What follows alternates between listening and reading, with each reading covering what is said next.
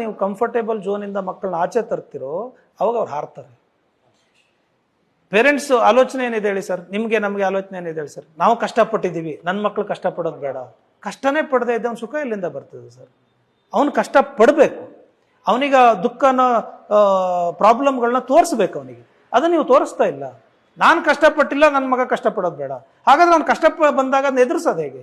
ನಾಳೆ ಏನೋ ಕಷ್ಟ ಬರುತ್ತಲ್ಲ, ನೀವು ತೋರಿಸಿಲ್ಲ, ಕಷ್ಟ ಅಂದ್ರೆ ಏನು ತೋರಿಸಿಲ್ಲ, ಅದನ್ನ ಹೇಗೆ ಎದುರಿಸೋದು ಅಂತ ಗೊತ್ತಿಲ್ಲ, ಅದಕ್ಕೆ ಸೊಲ್ಯೂಷನ್ ಏನು ಅಂತ ತೋರಿಸಿಲ್ಲ. ನಾಳೆ ಸಡನ್ ಅಂತ ಕಷ್ಟ ಬಂದಾಗ ಅದನ್ನ ಹೇಗೆ ಫೇಸ್ ಮಾಡ್ತಾನವ? ಮೊದಲನೇದು. ಎರಡನೇದು, ನೀವು ಅವ್ನು ಬಯಸಿದ್ದೆಲ್ಲ ಬಯಸಿದಾಗ ಕೊಡ್ತಾ ಇದ್ದೀರಾ. ಇವಾಗ ಒಂದು ಸೈಕಲ್ ಕೇಳ್ದ, ಕೊಡಿಸಿದ್ರಿ. ನಾಳೆ ಬೈಕ್ ಕೇಳ್ತಾನೆ, ನಿಮ್ಮ ಕೈಯಲ್ಲಿ ಆಯ್ತು, ಕೊಡಿಸಿದ್ರಿ. ನಾಳೆ ಇಂಜಿನಿಯರಿಂಗ್ ಕಾಲೇಜ್ ಹೋಗ್ಬೇಕಾದ್ರೆ ಕಾರ್ ಕೇಳ್ತಾನೆ, ಓಕೆ, ಅವಾಗಲೂ ಕೊಡಿಸಿದ್ರಿ ನೀವು.